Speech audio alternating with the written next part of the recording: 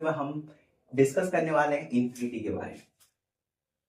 बहुत लोग कहते हैं कि इन्फिनिटी एक बहुत ही बड़ा नंबर होता है। क्या इन्फिनिटी बहुत ही बड़ा नंबर होता है? क्या हम इसे काउंट कर सकते हैं? नहीं यार, काउंट तो नहीं कर सकते। तो इतना तो सही है कि इन्फिनिटी कोई नंबर नहीं है।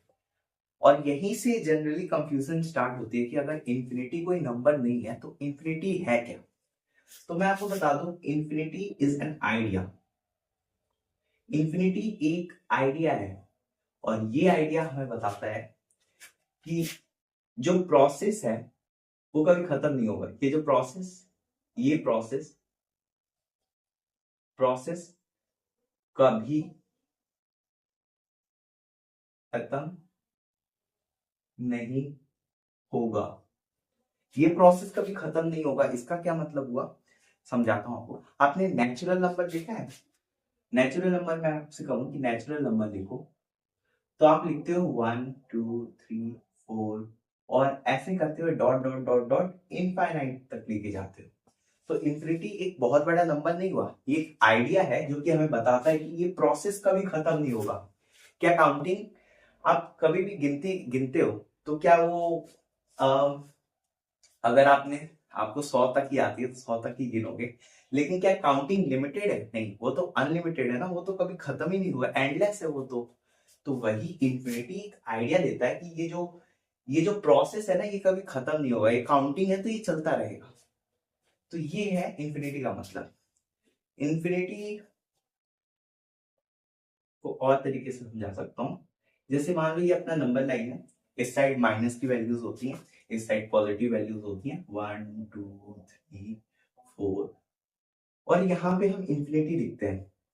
ठीक है, तो देखना, ध्यान से देखना, आप नंबर लाइन पे चलते रहो चलते रहो चलते रहो, आप कभी भी इन्फिनिटी तक नहीं पहुंच पाओगे, क्योंकि कोई इन्फिनिटी कोई नंबर नहीं है।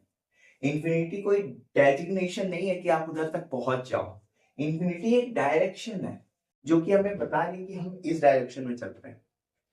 ठीक है, तो कुल मिलाकर के इधर से हम इतना सीखे कि इन्फिनिटी कोई नंबर नहीं है और इन्फिनिटी एक आइडिया है। इन्फिनिटी भी बहुत टाइप्स के होते हैं यार, ऑफ कोर्स हम फिजिक्स में भी इन्फिनिटी का बहुत यूज करते हैं, मैथ्स में तो यार इन्फिनिटी इन्फिनिटी है। तो मैथ्स वाला इन्फिनिटी तो हम नियरली समझ चुके हैं, एक बार फिजिक्स वाले पे चलते हैं। लेकिन मैथ्स में मैं आपको बता दूं, आप कहाँ कहाँ इन्फिनिटी को देखते हो। एक तो आप इनफाइनाइट सीरीज में इन्फिनिटी का बहुत यूज करते हो। कोई सीरीज हो गई, जैसे मान लो कि कन्वर्जेंट सीरीज है 1+1/2 +1/4 और ये सीरीज, इसका सम भी आ गया, इनफाइनाइट सीरीज का भी सम आ सकता है। ठीक है, आपने इधर देखा होगा कि लिमिट एक्स है वो अप्रोच कर रहा है इन्फिनिटी को, तो यहाँ पे आपने इन्फिनिटी को समझा है। तो मैथ्स में इन्फिनिटी सिंपल एक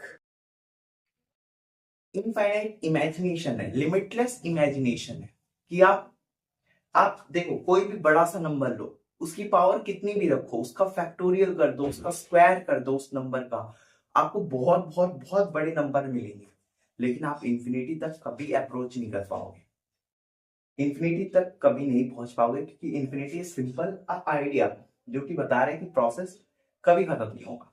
ठीक है, फिजिक्स पे आते हैं एक बार। फिजिक्स में आपने थ्योरी ऑफ रिलेटिविटी के अकॉर्डिंग पढ़ा होगा कि जो ब्लैक होल है उसकी डेंसिटी इनफाइनाइट होती है और टाइम 0 हो जाता है। तो जो डेंसिटी इनफाइनाइट होती है, बात करता हूँ इसके बाद। आपने इलेक्ट्रिक फील्ड का फॉर्मूला पढ़ा है कि k/r² होता है। r डिस्टेंस होता है दो चार्जेस के बीच। तो मान लो अगर मैं r को जीरो कर दूं, तो इलेक्ट्रिक फील्ड इनफाइनाइट हो जाती है अकॉर्डिंग टू फिजिक्स। तो ये फिजिक्स में इनफाइनाइट का क्या चक्कर है? देखो, जब भी कुछ लॉ या फिर कोई मॉडल हो गया, उसका एक ब्रेकडाउन पॉइंट आता है, मतलब उसका फिजिस्ट को कोई भी आइडिया नहीं रहता कि भाई ये होगा, मतलब कहीं ना कहीं उस पॉइंट पे एक मिस्टेक आ जाती है। तो मैथ्स में इंफिनिटी हो गया एक आइडिया और फिजिक्स में इंफिनिटी है एक बहुत बड़ी प्रॉब्लम। ठीक है, एक प्रॉब्लम आ गई है। अच्छा प्रॉब्लम कैसे है देखो, अगर आर जीरो करना है हमें, आर जीरो का मतलब तभी हो पाएगा जब चार्जेस जो है वो एकदम पॉइंट हो। पॉइंट का मतलब उसके पास कोई वॉल्यूम ना हो, समझ रहे हो। लेकिन क्या चार्जेस के पास कोई वॉल्यूम नहीं होता? नहीं। आप कितना भी क्लोज लाओ, कितना भी क्लोज लाओ, क्या आर कभी जीरो हो सकता है? माइक्रोस्कोपिक लेवल पर देखो यार, कभी नहीं हो सकता। तो क्या इलेक्ट्रिक फील्ड इनफाइनाइट तक अप्रोच हो सकती है? मतलब हमारे लॉ में कुछ ना कुछ छोटी सी मिस्टेक आ रही है, और हर जगह नहीं है, सिर्फ कुछ पॉइंट्स पर आ रही है, तो ये ब्रेक डाउन हो जाता है।